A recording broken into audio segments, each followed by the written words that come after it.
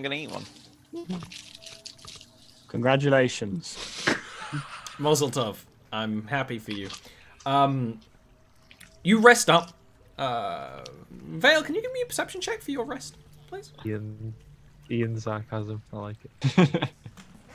I get it a lot. Oh. You don't. I'm not even going to open up the monster manual. You don't notice anything. You're kind of just thinking. How many ones have I rolled, guys? In your mind. No, we've all been fucking up hard. Surely that means there should be more 20s ahead of you.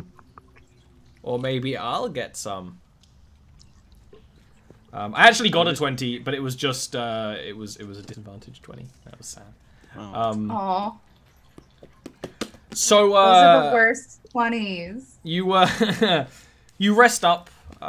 Vale being on watch, you don't notice anything. You know, you don't have a lot of vision in this place, and you don't want to walk too far away from your dome. You know, that cavernous area was, you know, sometimes it's a little wider, sometimes a little tighter, but you really don't have a lot of areas to look. But if something obvious like a group of drow coming up the path towards you, you would see, and you didn't. That means you can continue marching onwards. It's our inevitable doom. It's a lot of walking. It's a lot of walking downwards in the wet, damp cavern. It's you know, it's really not pleasant. You see areas where curiously you see what might have been at some point a little bit of civilization, maybe a watch post or something, but it seems completely caved in. Huge chunks of rock fallen over each other. You're starting to get to an area where the dampness is starting to allow a lot of fungi to grow. And in that area where the watch spot is collapsed, you know, there's these mushrooms growing all through the cracks of the cave-in. There's a lantern that has been completely overtaken by fungus growing on the metal. And these mushrooms are not mushrooms you would have seen on the surface. They are large things. Most of them are a kind of purplish in color that leave this sort of mycelial growth kind of sprawling around them. It doesn't completely control the cavern. It's kind of, you know, patchy. It doesn't grow directly next to the water's edge like, you know, flowers would or something. It really grows where the damp water condenses and things like that. You start moving further and further, and it's actually, you know, near the end of your day's walking. You're getting quite good pace, in part because you really only stop when your bodies are tired, and actually you're good adventurers at this point. You can keep walking for quite some time before you be Vale, whose senses are quite heightened, smells the smell of meat. Particularly when you've dealt with monsters and creatures that don't prepare their food and just eat. And they may leave an animal for weeks before deciding, now it's time to eat it. You know, you get that smell ahead of you. With your visions, you can't see any threat ahead of you yet, but that smell is kind of wafting through the dank air. Troglodytes.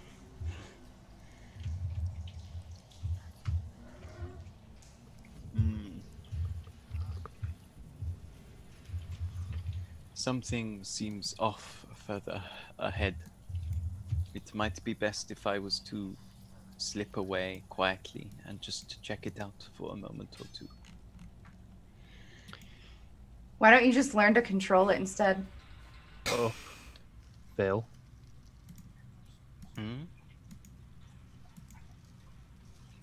We are near the point of where we will turn in for the night anyway.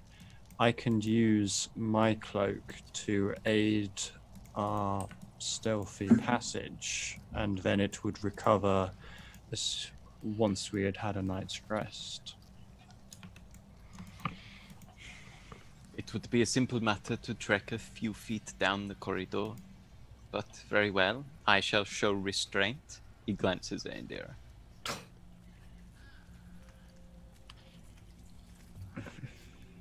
So what's the plan? What are you guys doing? Well, by the sounds of it, no one wants Vale to go off on his own, so I am going to use the, as dubbed by Muffin in chat last week, I'm going to use the Cloak of Night's Veil to activate Pass Without Trace. Okay. So can you all give me stealth rolls with a +10? I love a +10. Yep. Nice. Oh, it was going so well. As is I tradition. knew what was coming. As is tradition. Hopefully this, you know, foretells the dragon encounter you'll have soon. One moment, please. Setting up the battle map. Rolling perception check. Does that mean he auto fails? Rolling perception check. Whether Yeah. my internet he dies or froze, not, I perceive. You know what? Give me un momento. I'll give you. A lot of you walk up further through this cavern, and you see an area where the stalagmites and stalactites have kind of formed what almost looks like fangs, almost looks like a giant yawning mouth. And right in the middle of it, and kind of helping that illusion, is this palisade of what looks like wood. It definitely isn't wood, but it's wood-like, of sharp logs, and this giant sitting in the middle. That, as you sort of get closer, sort of sniffs the air and becomes very aware of your presence. And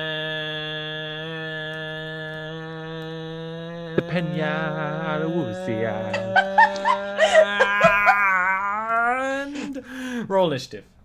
There I we was go. expecting your hair to start flashing golden then. It's... Hey, wait a minute. He doesn't like a Fomorian. Maybe he's just an Underhill giant. I like that name. Ian got it. Ian liked it. I think like is an exaggeration.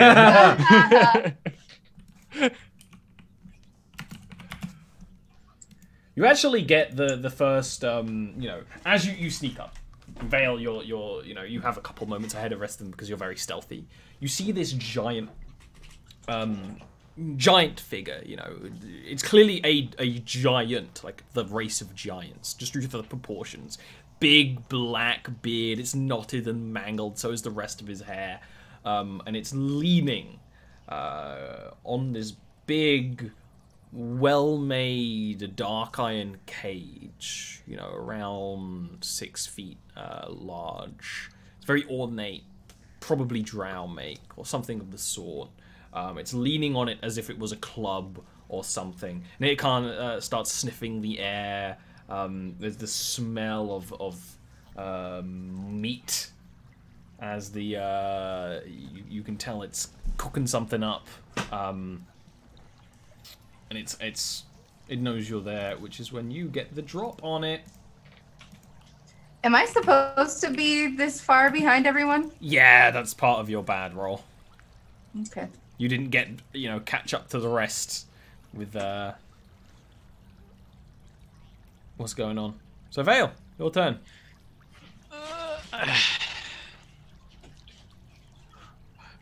I was gonna charge Rapier first, right into its little belly. Its real big belly. It's a big belly. It's a giant.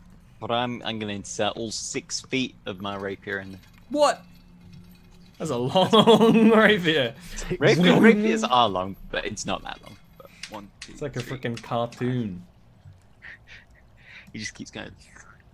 It is basically the anime sword. He is the anime protagonist. I have the You power run up of God. and you see the giant be like, "Whoa!" It's surprised at this little thing dash up to it. That is a hit. Doob. Nook. And then this boy's a big boy.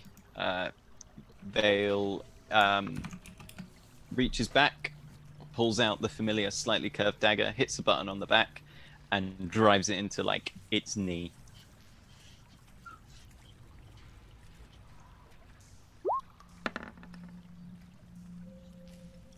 It's a hit. Like, It like barely reacts when you run up and just sink the rapier into its blubbery belly.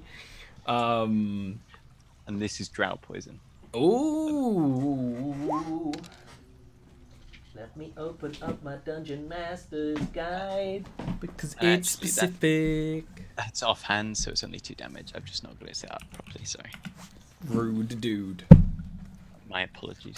I shall take from you your titles. Unworthy! Unworthy. Not worthy of the friends you keep. Where are you, Poisons? Dungeon Master's Workshop. I was looking at you like 2 seconds ago, Poison section of the book. Chases. Siege weapons. Poisons. Drow poison is dealt on injury. 13 constitution throw. Which it makes. 'Cause it's a dragon. Yeah, I thought so. Because it's a dragon. Dragon? Spoilers. Giant. I thought so, but it was worth a shot. Yeah. You know, it just kind of looks down and then just starts laughing because it can only see you. It just starts laughing and then, you know, muttering out like sort of and kind of picks up the cage, the chains rattling. Serena, in the darkness back there. 1, 2, 3. I am going to drop the storm sphere on its head. So in such a way that it doesn't catch Vale, obviously. But... Yes.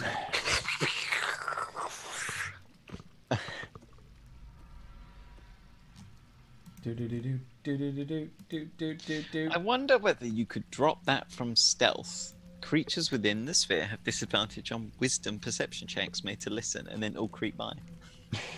Yeah, it could- wouldn't be. maybe. It would be a different kind of stealth. It would be like a good distraction stealth, you know. Yeah. Plonk. Okay, and well, I very much doubt that he's going to fail a strength save, but he's got to try and make one anyway. Yeah, he passes it. And then my bonus action, because he's in the storm sphere, I get advantage on the That's a miss. thing. Yeah, the For storm God's sphere sake! erupts around him, and he kind of like turns and actually starts picking up the cage, which actually starts taking some of the electricity from the surge of magic, kind of arcs into the cage and not into Yeah, him. the lightning bolt hits him just as he grabs it, and it just goes straight through into the ground. I'm He'll mad. win. Hello, Ian. Welcome to your fate. Yeah, I know, right? You don't get to do anything cool. Yeah. No. Hurry up and get that Warhammer army. Gilwyn Gallagher. Okay, there we go. There he is. Hello. Yeah, you're like, what's all that? And you turn around and there's this giant creature, lightning ball behind it, licking out from the fangs of the stalagmites and stalactites. It's a hit. At first level. Damn, son. That's It's Endura a damage. massive hit. It's a massive hit. Get him. Indira. Use next. Well, Well, that'll do. I can get to here Mhm. before I must Misty Step. No, you know what?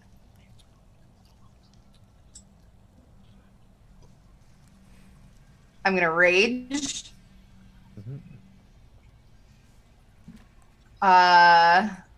And then I'm gonna use my action to move right here. Okay. The giant lifts up the cage. Oops. And is going to try and hit Vale. And it literally just lifts it up and slams it down. It's got, you know, it's kind of the metal cage and things, and slams it in such a way that, can you give me a strength save, Mr. Vale?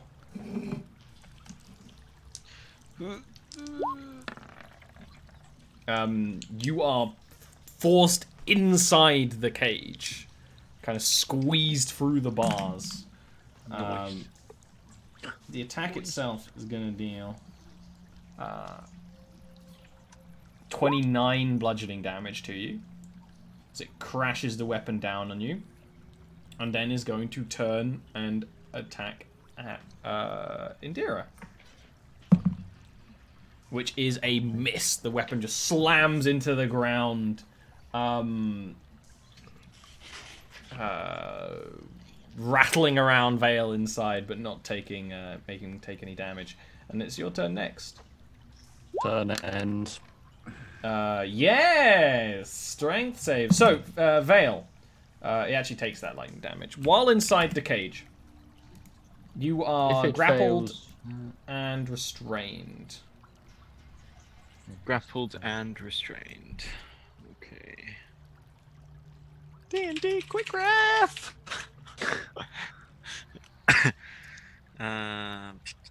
Restrained. Your speed becomes 0. You can't benefit from any. You have disadvantage on attack rolls, attack rolls against you. Disadvantage on dex saving throws, grapples. Your speed becomes 0. You can make an escape check to, you know, worm your way out. Strength or dex. Yeah, I'd make a dex check then. What would it be? Strength or dex? What sort of check? Just flat? Just flat, yeah. Okay.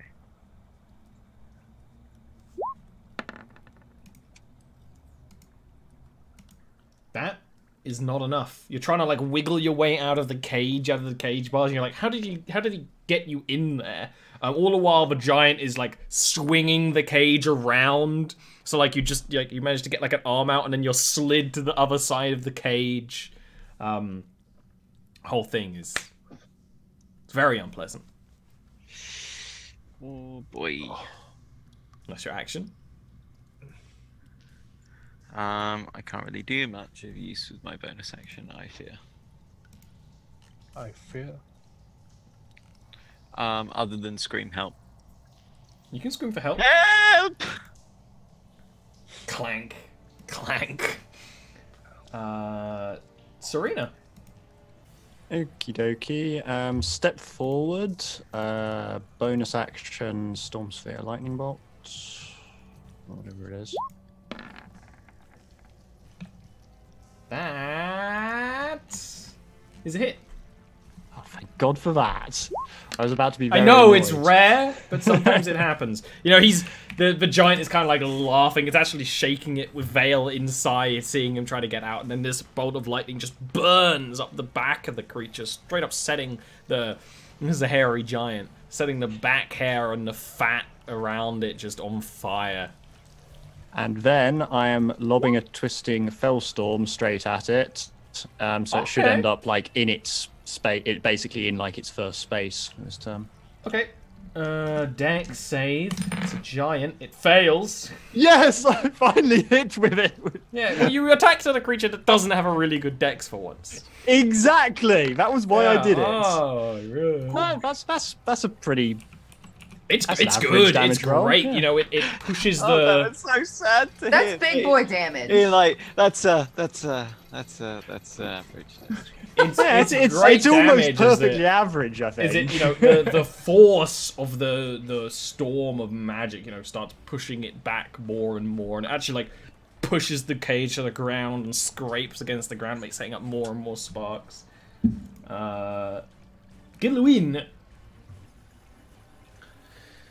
5, 10, 15, 20. Damn, it's a huge amount of damage.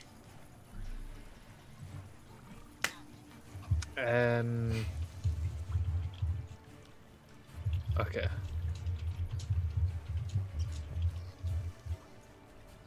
I will just throw my dagger plectrum at it with advantage. You do have advantage because no one's done Guiding Bolt yet. Serena's a burst mage. It's how it is. That's a hit. You know, that's you know, 1.5 Rockwells of damage. That's good damage. And I will inspire Veil In the cage. In the cage. And be like, you know, if we get out of this place alive, you would look good in a stripper cage. I think I have some of those down south. Everywhere has stripper cages. These people aren't savages. Indira. They're called gibbets, and your people put witches in them. Hey. I'm going to try to attack the arm that's holding the cage. He is using both.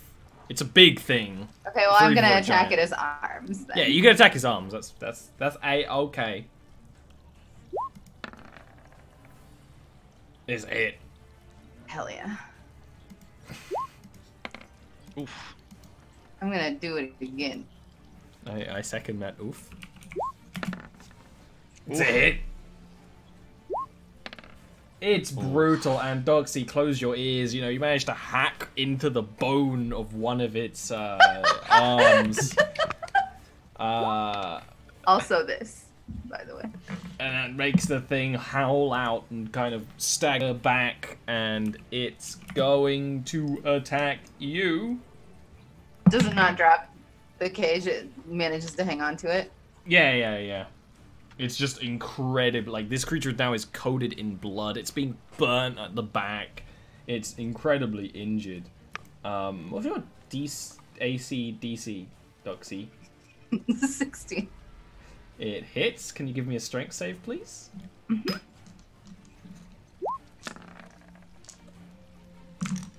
You manage to, you know, it slams the cage down at you. You're very close to Vale in that moment.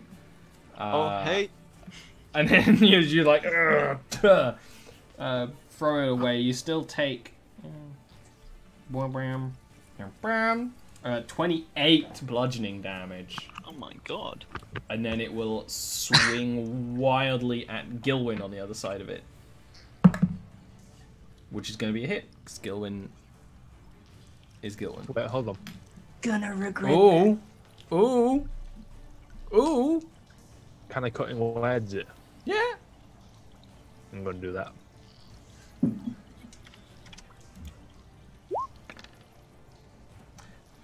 That's enough. What do you say, Mr. Gilwyn?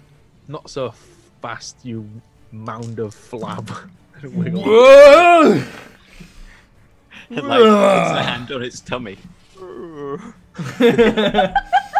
Oh. If only it spoke common, it would say, I had a big breakfast. I'm just big boned. I mean, he is big boned. It's a lady and it's pregnant. I only started Weight Watchers last week, gives chance.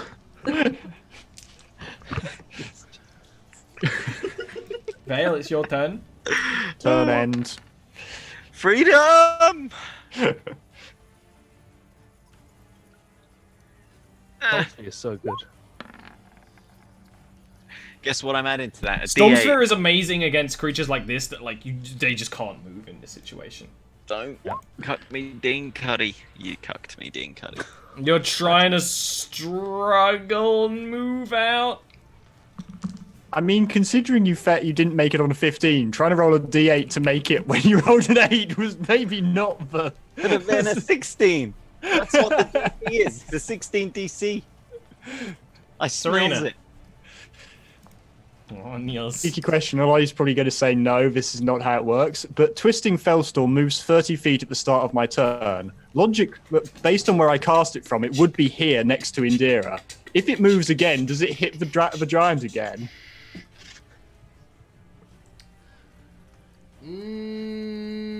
No, because it's meant to hit different targets. Yeah, I thought as much. I just thought I'd check. But then if a target backed up into it, I suppose so, actually. Okay, well, in that case, it needs to give a dex save at the start of my turn. That was one hell of a fumbled dice. It went right into a dice bag. Who knows where it gone? Like, no! Peace out. It rolled a 1. Going home. So please roll that damage. It'd be 3d10. 3d10 this time. Yeah, I suppose it gives, you know, another utility to Fellstorm, which already feels like it's lacking a little. And then my bonus action is Storm Sphere. That's a hit. And you see the creature struggle. You see its skeleton for seconds. It is big boned. And it falls heavily. I was getting the kill there. I still have my action there. Yeah, no, you were getting the kill. Yeah. Absolutely. And it flops to the ground, dropping the cage less than delicately. Indira, as she's like coming out of her rage, grabs the bars of the cage and just like pulls them apart, pulls them open so that Vale can... You need to give me an athletics check for that. Okay. I believe in you, but I'm not letting you have it for free. You do have advantage if you're still in your rage. Doesn't matter. Yeah, 24 is enough. You know, just... creak it open. Thank you. Alright. Well, I guess that's my first ever cage fight. No? Come on. Seriously? The Serena DM does have a liked small it. smile. The DM found it was funny. Indira won't even make eye contact with you right now. Vale doesn't care. Who earns? We're in a fight. She's just looking around for a good place to camp. I mean, this isn't a horrible place to camp. It's defendable. He was eating something. There's a pile of offal and discarded meat off to one side. The campfire on one, which, you know, it smells like he's cooking fish, but once, you know, you piece it together, because everything's destroyed back here from the storm sphere, it appears to be a fish man that he was eating, which, you know, churns your appetite a little bit.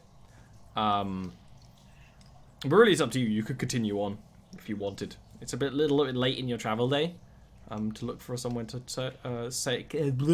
camp. But it's up to you. Because we did a long rest, and then how long did we have traveling? This is more or less the end of your day. You know, you can go for another hour or two. I mean, we might as well set up here. My only worry would be we generated quite a large amount of noise here. I shouldn't imagine they get many storms. That is a fair point. Perhaps... Yes, I mean, I'm happy to move on a little bit more, but rather than travelling on for a full hour or two, we could travel forward while searching for somewhere more suitable. I agree. This place also stinks of fetid meat. If they realize the giant is dead, we have no idea what sort of predators may arrive, or scavengers, rather. That's true. Allow me to take the lead in searching for a campsite today, then. You know what I'm gonna ask for. Yeah. I mean, I have superior dark vision. I'm just thinking, like, maybe I can find something a bit... That's okay. That's good. Yeah, That's pretty decent. yeah. You're starting to get to a point now where the caverns are starting to open up. They're a little more varied. You know, there's areas where maybe years ago there was a nest of some kind of small tunneling creatures. And in one of those sort of side paths, you actually find a good place to rest. Well, you also noticed as you travel a little bit further, is that the You know what?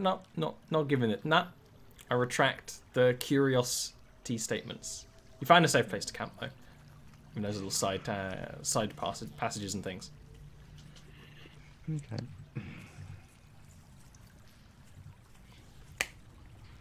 So you use the magic dome, rest up, Keep watch. and then keep on traveling. It's actually going to be another day of travel that goes nearly completely uneventful. Getting down into the Underdark is a journey. The most exciting thing that happens the next day is that Gilwyn accidentally kicks a rock down the tunnel, and you think it's a threat.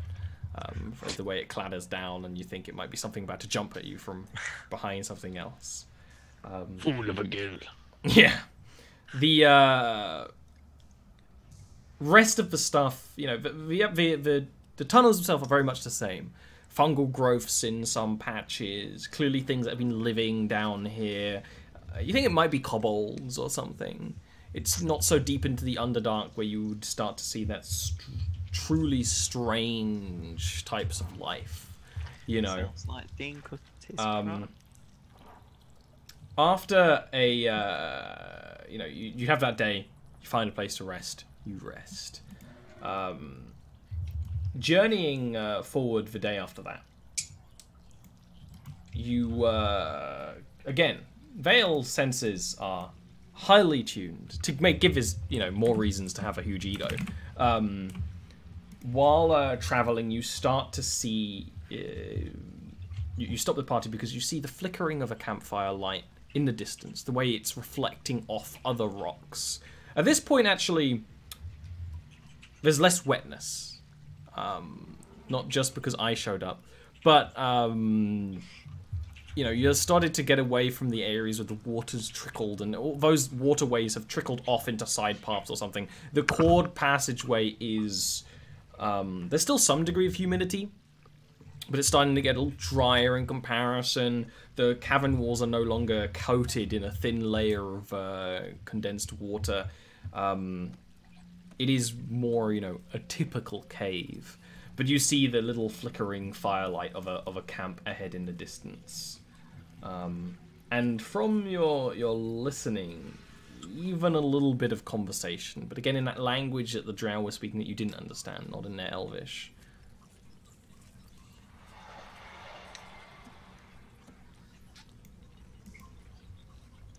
It's a very strange language, Dean.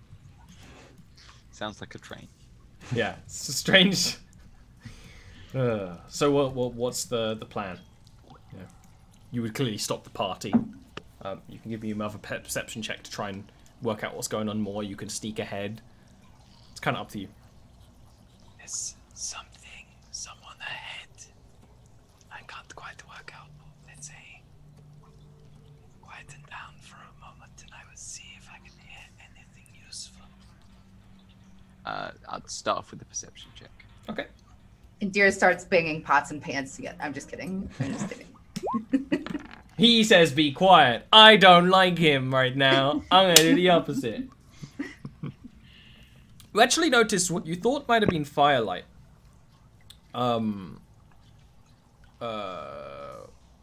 There was firelight. It was quickly quashed. It was only for a few moments. But there's still light from the cavern ahead. The way branches off and then breaks up. And that's really all you can see. You can see the remains of fallen support pillars and stuff, and that's really as far as your eyes see, aside from the glowing, what must be some sort of bioluminescent mushrooms, which is something you were told to expect around down here. It's these patches, this almost like, growth of these glowing mushrooms, and seemingly much more in the chamber ahead. Whatever is down there is using that chamber due to the mushrooms that give little patches of light. From what you're hearing, it kind of sounds like a dwarf speaking. It's not speaking in a language you know, it's speaking in Undercommon, but it does sound like a dwarf. It's got that deep, bassy rumble to it. You hear, pots. Funny enough, pots and pans being dealt with, sounding like this dwarf is cleaning a pot or something of the sort. Leads you to believe that there's some kind of actual forward camp for maybe their military or something ahead of the dragon. I can hear what might be a dwarf and some form of crockery. They are cooking, perhaps? It's difficult to tell. There's light coming from there. There was a fire. I think they put it out. They may have heard us coming. We should be careful. It's no telling how many people there are around this corner. Perhaps I should have a peek.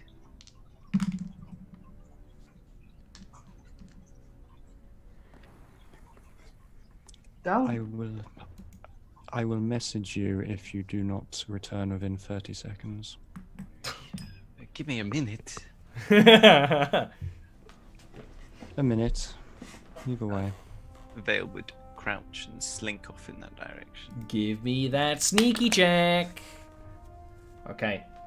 You sneak forward and you see a wall. A literal wall, not like that ramshackle palisade made before. In part before that wall and in part behind it. Again, this is one of those areas where the cavern opens up. Are tents. Not many of them. You see around 3 or so.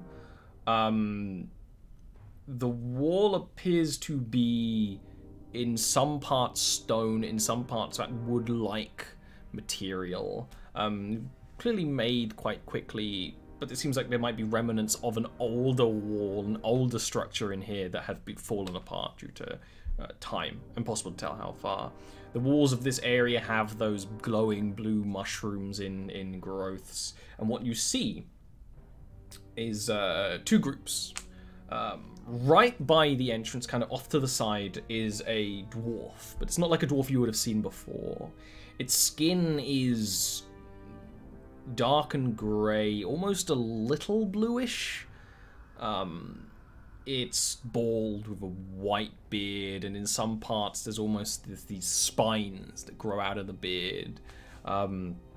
Its equipment is that of armor, but it doesn't have the same kind of decadent displays that dwarven armor have on it, with everything being engraved. There's still engravings, it's just a very different sort of look. But next to him is, it looks like a man in armor, much larger than a dwarf, but still that same sort of dwarven armor. That creature is cleaning the pots, while the dwarf, is sitting on a rock and muttering and actually writing in a using a rock like sometimes you use a book to write on a piece of paper with, using it as sort of a backboard to write something with a piece of charcoal.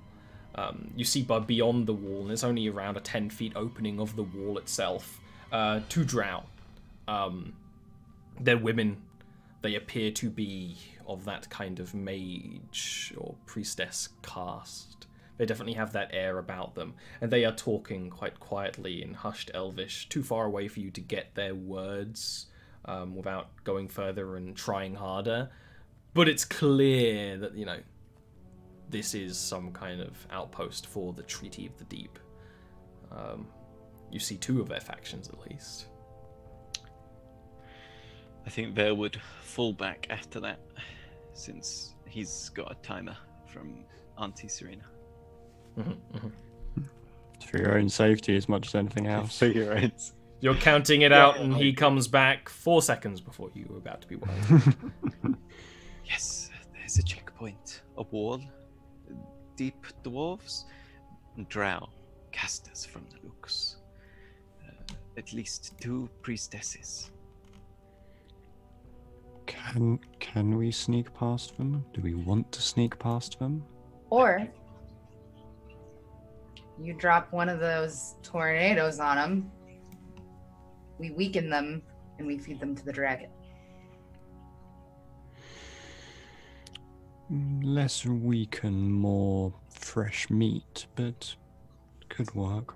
I think we're gonna want them alive but unconscious. My magic is not that, it's not of the persuasion that I can avoid their deaths. It's funny you say that, because kind of while you're here talking that hushed tone, you do feel a... You know, traveling through these caverns has been still. There's no wind. There's sometimes an airflow, but there's no wind, you know. But there's a rumbling.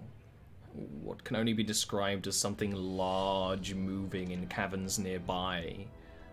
You even hear a slight startle from the camp, but not enough that this isn't something they're not used to. It's just clearly not a noise that is constant, you know.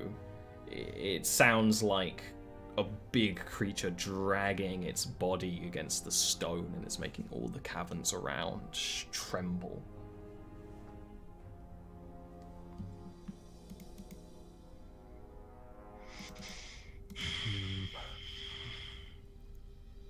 What if we waited for them to sleep and hit them very hard in the head? I like the Sneakily? first part, or the second part, I suppose. The first part, I'm worried that if it is a military outpost, There will As I always be somebody awake. yes.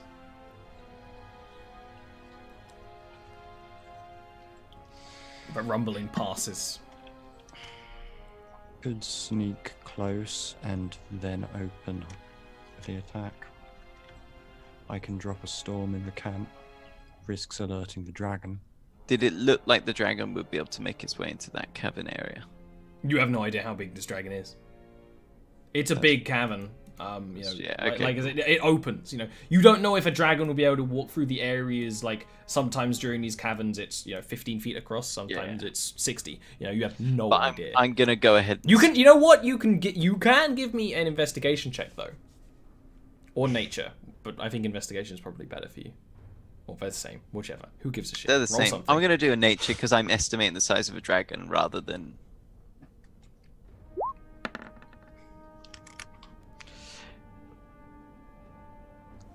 It's a Dragons dragon. are really It's big. Aren't dragons amorphous? Yeah. If a dragon fits, it It sits. sits. What a little gem of knowledge. That's all that comes up. You're like, I know something about dragons. That's all you have from a children's book. What do you think, Serena? What do you think? Do you think that we could take a bunch of them out with that storm? It is better for damage over time. It would not eliminate multiple enemies in a single moment. I mean, I'm pretty good at eliminating. Their Enemies. spellcasters could potentially attempt to counter. I have no idea the aptitude We to would have to grasp. surprise them with the storm, undoubtedly. They could still dispel it. It might be easier to make a simultaneous sneak attack. I can blind the spellcasters, potentially removing a large part of their threat, at least for a few moments. That is half the battle. The other is we do not know what these dwarves are capable of. Peculiar, he had almost greyish skin, white beard. I've not seen the likes before. If he is at a forward outpost, we can assume that he is at least a competent fighter. At the very least.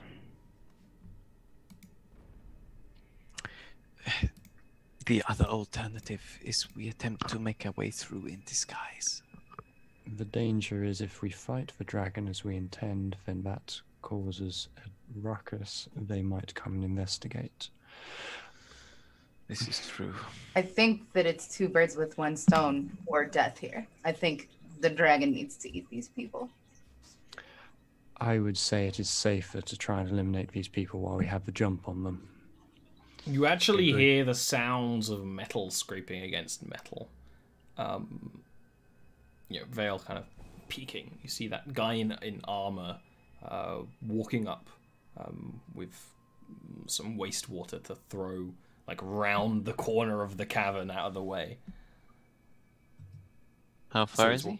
He's 30 feet away, I'd say. Yeah, from where you are. You got time to hide. But do we want to hide, or do we want to get this boy, get him to raise the alarm? Do you want to fight, or do you want to disguise? Yeah. You got a few choices. If I was to shoot him, he would make enough noise to draw the others towards us. It is better for them to assault our position than for us to assault their fortified position. Assuming they all come. Either way, we would lower the numbers of those defending. Yes? A good He's plan. coming, shoot him. Actually, he doesn't have it on his... He'd knock the arrow, draw, and loose at that boy. As he Which loosed, I would rage. We can deal with next week. Yeah, now I'm raging in real life. Thanks, Ollie. That's my goal. We can go back next week because what's D&D without a cliffhanger, right? It's not D&D. It's not possible. Why don't we real quick talk about who we are, and then I'll talk about myself at great length, starting with Neil. Who are you? What other games are you doing, etc.? Hey, I'm Neil. You can find me at the Discord at Naghai or on Twitter at Naghai_. I'm a long time player of Jarviskjir, and I know quite a lot about it. Telef, who we were speaking to earlier, is my oldest character in Jarviskjir. A lot of Easter eggs for basically just Neil and Ian in any conversation with him. We were just discussing on Discord while the conversation was ongoing. Oh, wait. That's fair. Yeah. So you can at me on the Discord or on here if you have anything you want to talk about in terms of Jarviskjir, because I love talking about it. Ask Ian, we talk about it a lot.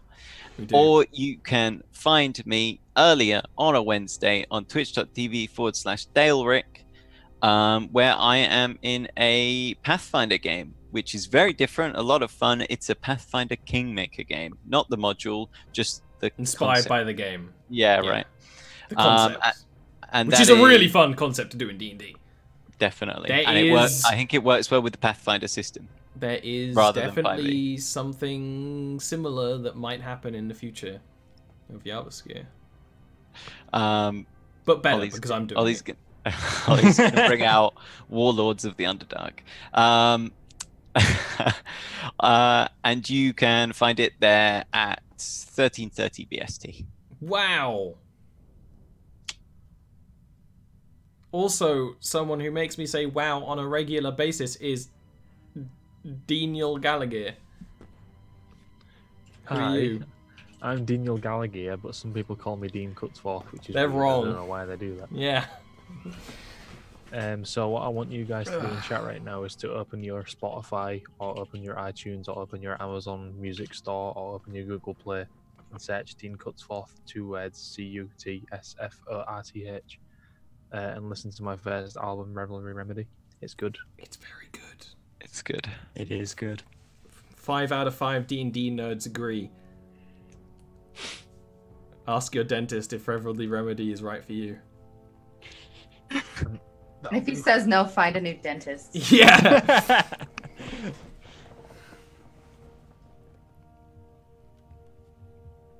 Yeah. Link it up. Meanwhile, we'll whip to Ian. I am Ian, aka Arvine. My characters don't often hit the opponent when they try, but when they do big damage.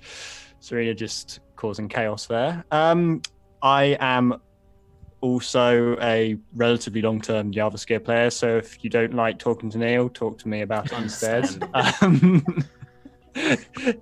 Other than that, if you want to hear more of me and Neil, on on Ollie's Patreon, if you subscribe for, I think you need for $5 or more. The $5 tier, you will get access to the Monday game where we are just a band of mercenaries doing mercenary things. And You're a band of quite strong mercenaries. We're competent mercenaries, but it's a very D&D game, basically. We're doing quests. And yeah, I play a character who barely has to roll in that, so I'm far more useful. If you want to watch Ian being the party mum and being very good at being the party mum, that's a great game. Also, a lot and if you want to watch Neil being the party brat and being very good at being the party brat. Yeah, you think Vale's obnoxious. Oh God. Nuri returned for the first time in several weeks on Monday and immediately had a massive fight. Just everything's going horrible.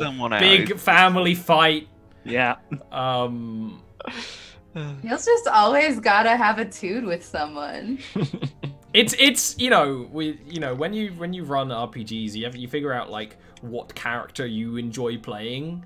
And Neil likes being sassy, and that's fair. I also like being sassy. I don't like playing a not sassy character. I'm just, controlling. I channel that olirant gobbo emote. That's right. That's for you, baby. And last is Doxy. Oh, howdy. I'm the worst one. I'm the least knowledgeable and interesting person here. Follow me. I'll agree with that. Also, the only American. I don't know if there's any coincidence in that, but... That's it. All right. Go burn down Doxy's Twitch page. It's a net positive. If you like Jarviskjir, you should definitely check out my other stuff. Like Ian said, this show is supported by Patreon. If you like my storytelling, there's a lot more to this setting than this game shows. Every different group of travelers is going to have a different experience in different parts of the world. The Monday game is a great way of showing that. What's also exciting is that we just finished a show on Sundays called The Performance of a Lifetime. Very casual, very goofy little game. But that game, that Sunday time slot in 2 weeks or so, is going to be a new game set in the Underdark. So, my mission to you lot... actually, it was on Sunday first. Damn it, I didn't listen to the very end of the My mission to credit you sequence. lot, that Sunday show always gets less viewers. If you like my storytelling, check out that game. They are going to be happening in parallel. The Champions of the Surface versus some ratty little Underdark creatures. Very exciting, very great hype for the prep time. We'll see what kind of chaos happens as both games kind of interact with each other, and that's the fun thing about running all my games in the same world. There also might be another Patreon exclusive game, so you should really get on that if you like that. Your Patreon helps me do my work as an illustrator and my homebrewing. That giant will probably be uploaded as well, because that was a little homebrew beastie. And I'm working as an illustrator right now. If you like my illustrations, check them out on Twitter. There's a lot of D&D stuff. I just finished one that's really cool with some dudes in heavy armor. If you want that, let me know. We can work something out. Let me, slide into my DMs. Let me know. We'll work something out. I am willing to work for exposure, just a certain type of exposure. On that note. Yeah. I'll leave you with that. See you next week, hopefully. And have a good time. Don't die in a cave. Wave.